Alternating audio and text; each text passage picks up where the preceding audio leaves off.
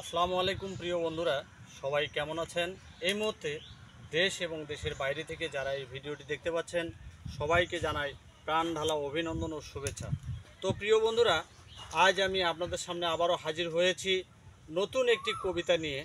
যে কবিতাটি আমি লিখেছি মূলত আমাদের গাইবান্ধাকে নিয়ে, যেটি হয়তো আপনারা এর আগে কখনো শোনেননি বা এই ধরনের কথা যে আপনারা শুনেছেন সেটি আমার কখনোই মনে হয় না। তো প্রিয় বন্ধুরা, তার আগে একটি কথা আপনাদেরকে জানিয়ে দিতে চাই, সেটি হচ্ছে যারা চ্যানেলে নতুন রয়েছেন তারা অবশ্যই চ্যানেলটিকে সাবস্ক্রাইব করে নেবেন, পাশাপাশি লাইক, কমেন্টস এবং রিয়্যাক্ট করতে ভুলবেন না। তো প্রিয় বন্ধুরা, আমি যে কবিতাটির কথা আপনাদেরকে বললাম সেটি হচ্ছে কবিতার নাম আমাদের গাইবান্ধা। তো আসলে তার আগে একটি কথা আমি আপনাদেরকে জানিয়ে দিতে চাই যে আমাদের এই জেলার নাম যেহেতু গাইবান্ধা, আমরা যখনই কোথাও যাই, নিজের জেলা থেকে অন্য জেলায় যখনই যাই, তখন যদি আমাদেরকে কেউ জিজ্ঞাসা করে যে আপনার বাড়ি কোথায়, যখনই আমরা বলে ফেলি যে আমাদের বাড়ি বা আমার বাড়ি গাইবান্ধায়, তখনই কিন্তু তারা আমাদেরকে তাচ্ছিল্য করে। তো আসলে কী ধরনের তাচ্ছিল্য করে, এই নামটিকে নিয়ে তারা মোটামুটি একটা উপহাস করা শুরু করেন। তো আমি এই জন্যে নিজে অনেক চিন্তা ভাবনা করেই মূলত এই কবিতাটি লিখেছি।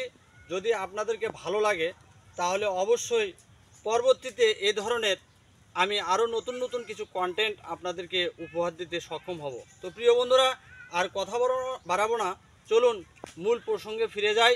সেটি হচ্ছে কবিতার নাম আমাদের গাইবান্ধা।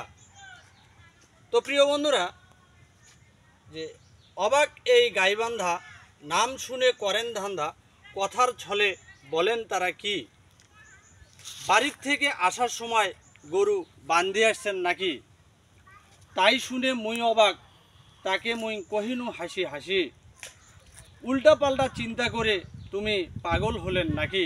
তো প্রিয় বন্ধুরা, আমি কিন্তু কবিতাটি আবৃত্তি করার পাশাপাশি আরেকটি কথা আপনাদেরকে জানিয়ে দিতে চাই যে কবিতাটির প্রতিটি লাইনের সাথে কিন্তু একটি ছন্দের মিল রয়েছে। তো যা হোক, যেখান থেকে আমি শেষ করছি সেখান থেকে আবারও শুরু করতে যাচ্ছি যে উল্টা পাল্টা চিন্তা করে তুমি পাগল হলেন নাকি, বাড়ি আমার গাইবান্ধা, গরু কিনা আছে বান্ধা, তুমি সন্দেহ করেন নাকি।